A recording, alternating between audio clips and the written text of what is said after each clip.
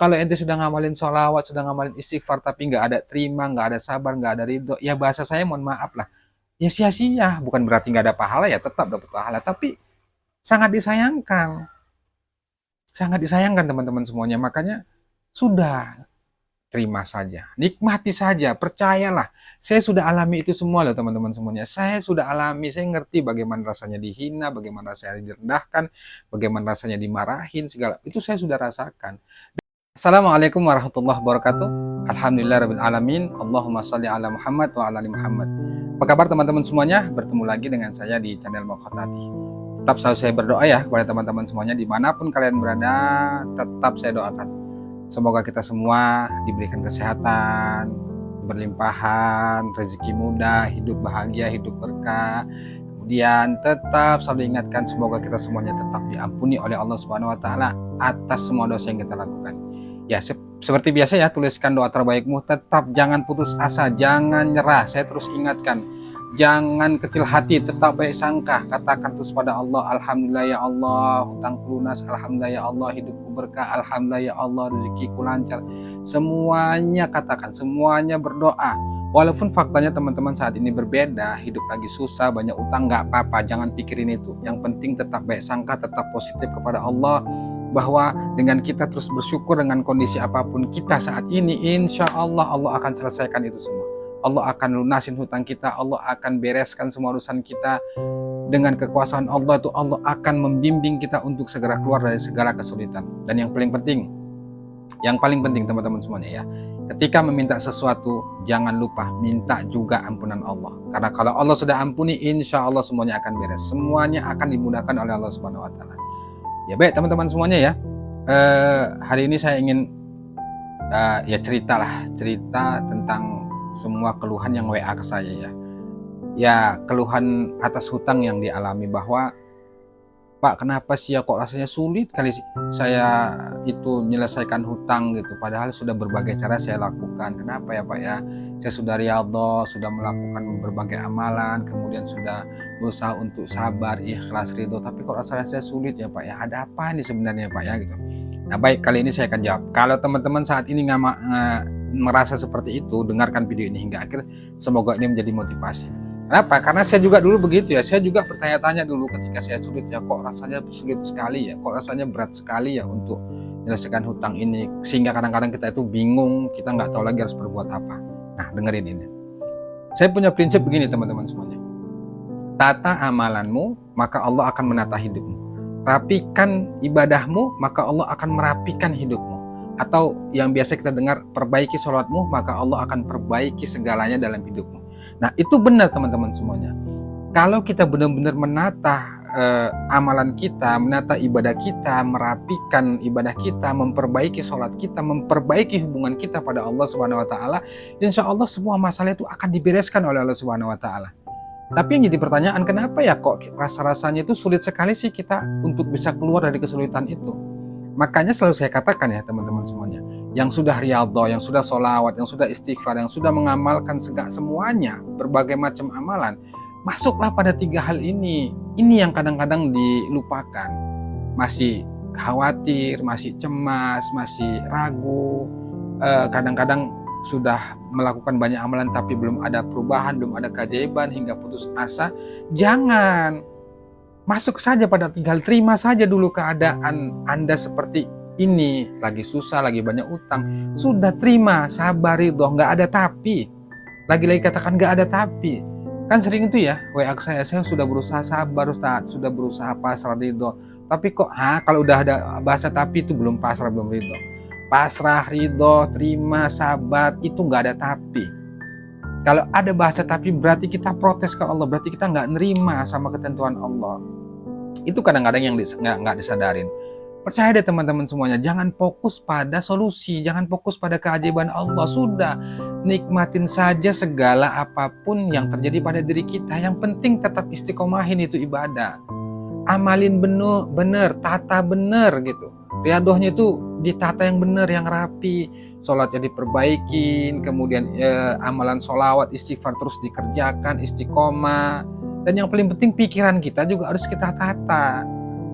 Yang membuat kita sulit, yang membuat kita itu susah keluar dari kesulitan itu karena kita terlalu banyak mikir, karena kita terlalu banyak memaksakan diri, terlalu masuk wilayahnya Allah. Maksudnya apa? Kita terlalu memikirkan, kok nggak datang-datang ya pertolongan Allah, kok sulit kali ya. Sehingga kadang-kadang kita putus asa. Jangan dipikirkan itu teman-teman semuanya, jangan.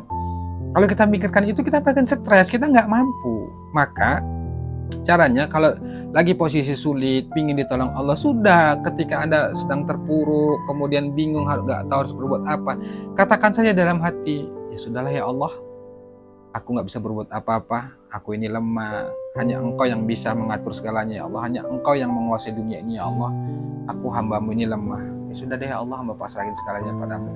Cukup begitu aja.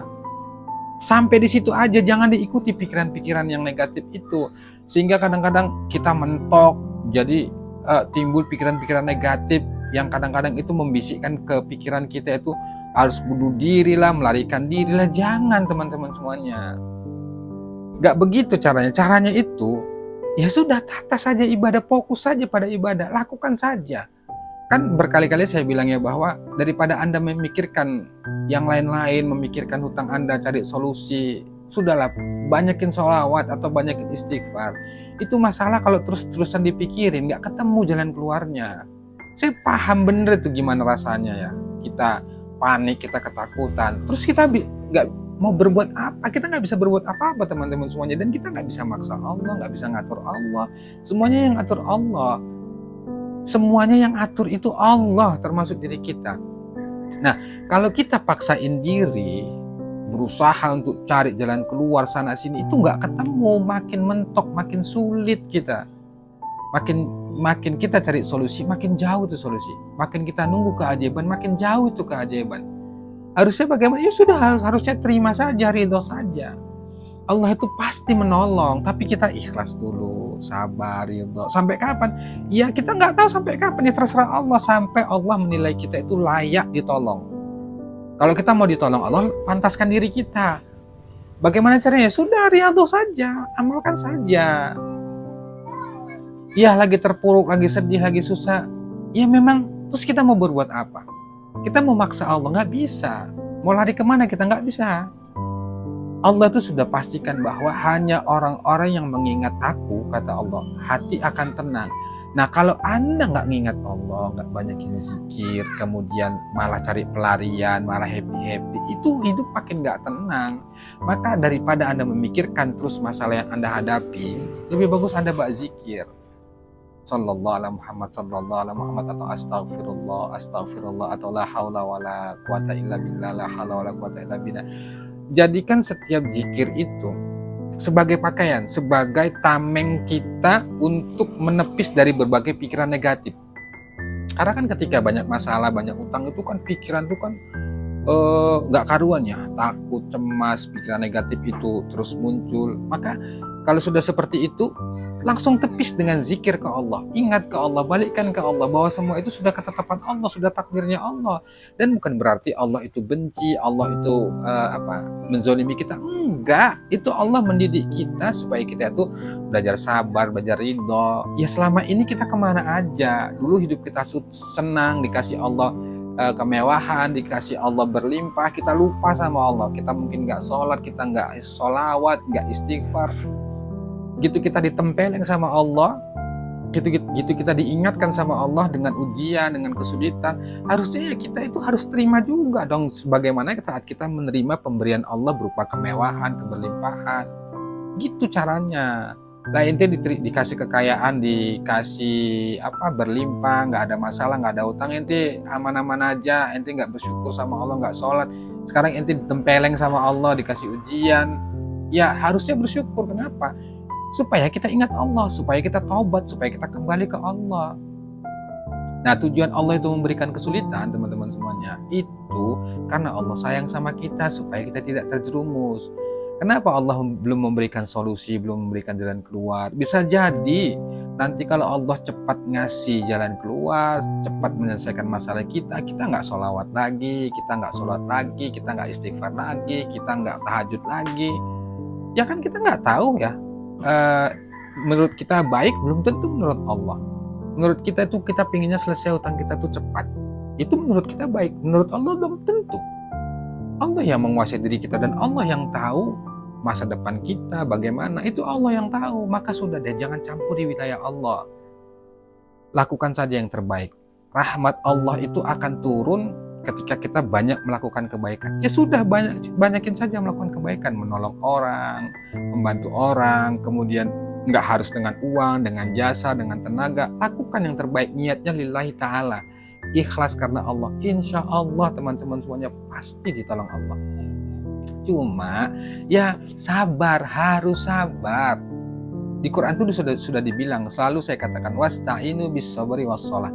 Jadikan sabar dan sholat sebagai penolongmu. Ketika kita sedang terpuruk karena hutang atau karena masalah apapun, maka sabar dulu, terima dulu, ridho dulu, ikhlas dulu, baru kita minta pertolongan Allah dengan apa? Sholat, dengan amalan, zikir, istighfar, sholawat, itu.